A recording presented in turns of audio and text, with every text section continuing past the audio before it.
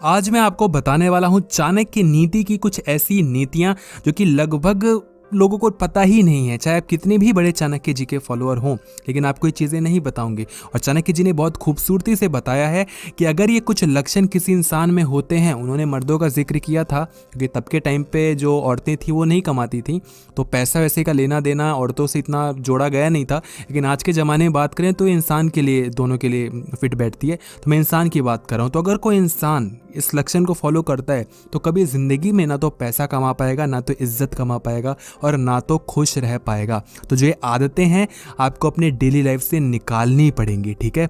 कुछ मैं इसमें ऐड ऑन करके भी बोलूँगा, क्योंकि अगर मैं सारी चीज़ें आपको तब के हिसाब से बताऊँगा तो शायद आपको उतनी कनेक्ट ना हो पाए।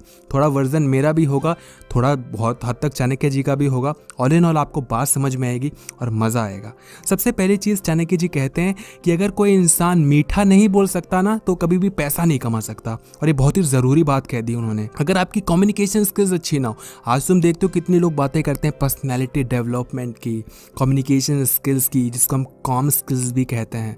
तब के टाइम पे कम्युनिकेशन स्किल्स नहीं होती थी, लेकिन ये होता था कि इंसान मीठा बोलता है यार, मीठे वचन बोलो, अच्छे से बोलो, मीठे बोल बोलो, तो वही चीज़ होती है। और आज के टाइम पे यही है, अगर तुम मीठा नहीं बोल सकते, तुम्हारी कम्युनिकेशन स्किल्स अच्छी नहीं है, तो तुम्हारे रिलेशनशिप्स इतने बिल्ड नहीं होंगे, तुम इतने अच्छे से डील नहीं कर पाओगे, इतने अच्छे से लोगों को इम्प्रेस नहीं कर पाओगे। और जब तुम लोगों को इम्प्रेस नहीं कर पाते हो, रिलेशन अपने बना नहीं पाते हो, तो फिर वहाँ पर पैसा वैसा तो दूर दूर तक चला जाता है। फिर पैसा वैसा तो छोड़ ही दो, आपको रिलेशन बनाने आने चाहिए। अगर बिजनेस करना है तो की बात कर रहा हूँ, अगर जॉब करना है तो वहाँ पर तो इतना ज़रूरी नहीं है, लेकिन फिर भी पैसा कमाना है तो कम्युनिकेशन स्किल्स तो अच्छी होनी चाहिए। और ये चीज़ चाणक्य जी ने तभी कह दिया था। तो जब इंसान से बात करो, तो मैं ये नहीं कह रहा हूँ किसी को इम्प्रेस करने के लिए ज़िंदगी को जीना शुरू कर दो, लेकिन ऐसे भी मत जियो ना कि फिर इंसान तुमसे नफरत करने लग जाए। प्यार नहीं कर रहा वो चलेगा, लेकिन नफरत नहीं करना चाहिए। तो बात ऐसी है, इतने अच्छे से तो आपको बोलना ही चाहिए, ठीक है। जो चीज़ गलत है उस चीज़ को गलत बताओ, लेकिन जहाँ जो चीज़ सही है वहाँ पर उसको अच्छे से निभाना भी सीख लो, तो मज़ा ज़्यादा आएगा। दूसरी चीज़ चाणक्य जी कहते हैं कि अगर इंसान साफ सफाई नहीं रख सकता ना, तो इंसान कभी भी ज़िंदगी में आगे नहीं बढ़ सकता। इन टर्म्स ऑफ एवरीथिंग, अगर तुम प्यार मोहब्बत की बात करो, पैसे की बात करो, जॉब की बात करो, किसी भी चीज़ की बात करो, अगर तुम साफ़ सफाई नहीं रख सकते, और आज के टाइम पे इसी चीज़ पे ज़्यादा ध्यान दिया जाता है, हाइजीनिक बने रहो, कूड़ा साफ़ करके रखो, आसपास गंदगी नहीं फैली होनी चाहिए। ये चाणक्य जी ने तब बात कही थी। उन्होंने स्पेसिफिकली बोला था कि जब इंसान जो अपने दांत साफ़ नहीं कर सकता, तो तब के टाइम पे शायद इतना बड़ा मुद्दा रहा हो वो, लेकिन आज के टाइम पे आप देखोगे तो बड़े पैमाने पे जो इंसान साफ़ सफाई नहीं रख सकता वो इंसान पैसा नहीं कमा सकता। जो इंसान खुद की सफाई नहीं रख सकता वो पैसा वैसा तो दूर की बात हो गई, ज़िंदगी में क्या ही आगे बढ़ेगा। तो साफ़ सफाई रखा करो, हाइजीनिक बने रहो। अब नहाना धोना, ब्रश करना, और अब ये तो सब बहुत कॉमन सी चीज़ है, आप बच्चे नहीं हो कि मैं आपको बताऊं, बट ठीक है, बहुत लोग इसको भी फॉलो नहीं करते हैं। तो ऑल इन ऑल बात कहने वाली ये है, अपने आसपास सफाई रखो। और एक जगह की सफाई रखना ज़रूरी है, वो है दिमाग की। दिमाग में कचरा फंसा हुआ है, आसपास कितनी भी सफाई हुई तो मज़ा नहीं आता। दिमाग का कचरा साफ़ रहना चाहिए तो मज़ा ज़्यादा आता है। आई होप कि तुम समझ पा रहे होगे। तीसरी चीज़ चाणक्य जी कहते हैं कि किसी भी इंसान से झूठी कमिटमेंट ना तो करनी चाहिए और ना तो झूठी एक्सपेक्टेशंस रखनी चाहिए। उन्होंने एक्सपेक्टेशन कमिटमेंट वर्ड का तो यूज़ नहीं किया था, ये मैं बता रहा हूँ, उन्होंने अलग तरीके से हिंदी में बताया था, लेकिन मैं जो तुम्हें बताने की कोशिश कर रहा हूँ समझने की कोशिश करो। होता क्या है ना कि हम किसी से या तो बहुत ज़्यादा एक्सपेक्टेशंस लगा लेते हैं और या तो बहुत ज़्यादा एक्सपेक्टेशंस दे देते हैं। एक्सपेक्टेशंस दोनों ही मामले में ख़राब है। जब आप ये कहते हो कि मैं तेरे लिए कुछ भी कर सकता हूँ, तू जब मेरे को बोलेगा तब मैं तेरे लिए हाजिर हूँ, वो भी चीज़ गलत है। और जब आप ये उम्मीद लगाकर बैठते हो कि वो इंसान हमेशा मेरे लिए हाजिर होगा, वो इंसान ही है जो मेरे लिए सब कुछ है, वो इंसान मेरे लिए कुछ भी कर सकता है, तो वो भी चीज़ गलत है। एक्सपेक्टेशंस इंसान को बर्बाद करके रख देते हैं। जिस दिन एक्सपेक्टेशंस ख़त्म कर दोगे या कम कर दोगे, उस दिन तुम्हें ज़िंदगी जीने का मज़ा ही आ जाएगा। लोग गलत गलत कदम उठाते हैं, क्यों उठाते हैं? क्योंकि एक्सपेक्टेशंस बहुत ज़्यादा हैं उस चीज़ को लेकर। लोग दुखी हो जाते हैं, निराश हो जाते हैं। क्यों? क्योंकि उन्हें लगता है कि ये चीज़ ऐसे होनी चाहिए थी लेकिन वैसे हुई नहीं। तो हमें लगता है कि यार क्या करें, ज़िंदगी जीने में मज़ा नहीं आ रहा है। यार क्यों नहीं मज़ा आ रहा? क्योंकि ऐसे जीनी थी। और एक बुक मैंने पढ़ी थी, उसे बहुत अच्छे से उन्होंने ऑथर ने बताया कि जब आपके साथ कुछ अच्छा ना चल रहा हो, आपको लगे कि ज़िंदगी में कुछ अच्छा नहीं चल रहा, आज का दिन अच्छा नहीं गया, और सोने से पहले आपको ये सवाल वैसे भी पूछ लेना चाहिए कि क्यों आज तुम दुखी हो, वाई, क्यों दुखी हो। क्यों का जवाब मिलना बहुत ज़रूरी है। और एक बार क्यों मत पूछो, 5 बार क्यों पूछो। 5 बार क्यों पूछते पूछते आपको सच में जो रूट कॉज है, जो असल में जो मूल समस्या है, जो जड़ से समस्या है, वो तुम्हें समझ में आ जाएगा। पहले 2-3 क्यों तक तो आप ऐसे बना बना के चीज़ें कहोगे। फॉर एग्जाम्पल, जैसे कि मैं खुश क्यों नहीं हूँ, तो मैं पूछता हूँ कि मैं खुश क्यों नहीं हूँ। मैं बोलूँगा यार मैं खुश इसलिए नहीं हूँ क्योंकि यार आज मेरे को वहाँ घूमने जाना था, मैं जा नहीं पाया।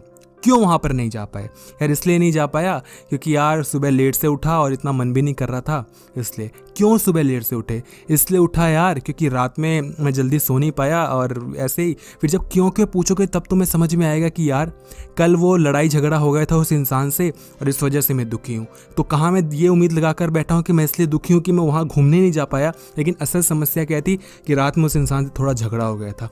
बात समझे? जब 3-4-5 बार क्यों पूछते हो तब तक आपको समझ में आता है कि मूल समस्या ये है, समाधान इस समस्या का निकालना है। उसके जो ऊपरी की परत है, ऊपर की लेयर है, वो तो बस ढकोसलेबाजी है।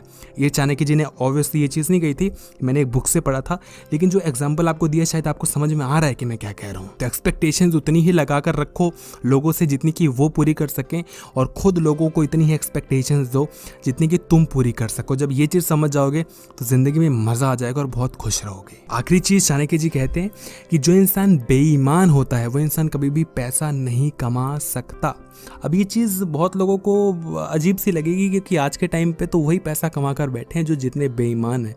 आप नेता देख लें, आप अमीर से अमीर लोग देख लें, सारे नंबर 2 का काम करते हैं, और नंबर 2 का नहीं करते तो नंबर 1 का भी नहीं करते हैं, तो बीच का कह लो, नंबर 1.5 का कह लो। मैं उसको कहता हूँ नंबर 1.5 का पैसा है। तुम पूरी तरीके से करप्शन भी नहीं कर रहे हो तो अच्छा काम भी नहीं कर रहे हो ईमानदारी से, तो लोग इसी चीज़ में पैसा कमा रहे हैं। लेकिन बात यह है कि ये पैसा टिकता नहीं है।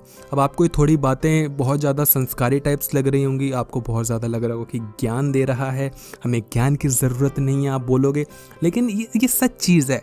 आप बेईमानी का पैसा हजम नहीं कर पाओगे। मैंने खुद के तरीके से अगर देखा है तो मैं तो देख चुका हूँ कि जितना ज़्यादा बेईमानी का पैसा आता है वो हमेशा 2 टाइम्स मेरे से लेकर जाता है।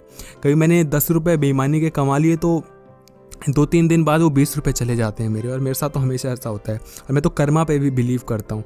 तो बहुत अच्छी हमारे कही गई है, बहुत अच्छे अच्छे लोगों ने कहा है कर्म के ऊपर कि जो कर्म का फल है वो मिलता ही मिलता है। आज के टाइम पे उसको कर्मा बोलते हैं, और कर्मा बोला जाता है कि कर्मा एक ऐसी चीज़ है जो कि हमेशा आपको सबक सिखा कर ही जाती है। तो जैसा आप काम करोगे वैसा आपको फल मिलेगा। इंसान के लिए अच्छा करोगे तो इंसान आपके लिए अच्छा करेगा, लोग आपके लिए अच्छे करेंगे। ज़रूरी नहीं कि वही इंसान आपके लिए अच्छा करे, कोई और इंसान के लिए अच्छा कर सकता है। तो बात ऐसी होती है, अगर किसी को खुश रखोगे तो लोग भी आपको खुश ही रखेंगे। कर्मा बहुत अच्छी चीज़ होती है, इसमें बिलीव करके रखो। एटलीस्ट अपने कर्म पर बिलीव करके रखो। जो चीज़ करो उसको खुशी से करो, अच्छी चीज़ करो। किसी का बुरा नहीं कर सकते। जब किसी का अच्छा नहीं कर सकते तो किसी का बुरा भी नहीं करना चाहिए। ये थोड़ी बातें संस्कारी ज़्यादा लगती हैं, मगर जब असल धरातल पे चलते हो, जब असल तुम ज़िंदगी में निकलते हो तो तुम्हें ये चीज़ ज़्यादा समझ में आती है। और जितने तुम धोखे धीरे धीरे खाते हो ज़िंदगी में, जितने ज़्यादा तुम तड़पते हो, जितने ज़्यादा तुम्हारे आंसू बहते हैं, ये चीज़ उतनी ज़्यादा तब याद आती है। जब इंसान हमेशा खुश रहता है तो उसको समझ में नहीं आता कि ये चीज़ क्या है। ये बातें संस्कारी लगती हैं, लेकिन जब इंसान सच में दुख में पड़ता है तब उसको भगवान भी याद आते हैं, तब उनको ये संस्कारी बातें भी याद आती हैं जो कि कभी माँ बाप ने बताई थी तो हमने उनको झूठा करार कर दिया था और हमने बोला था तुम तो ज्ञान देते हो, पुराने ज़माने के हो। लेकिन जब दुख में पड़ते हैं तो वही बातें याद आती हैं माँ बाप की। तो ये चीज़ें हैं, लेकर चलो। थोड़ी संस्कारी बातें भी हैं, तो क्या हुआ अगर कभी हेल्प कर दें तो इसमें भी अलग ही मज़ा है।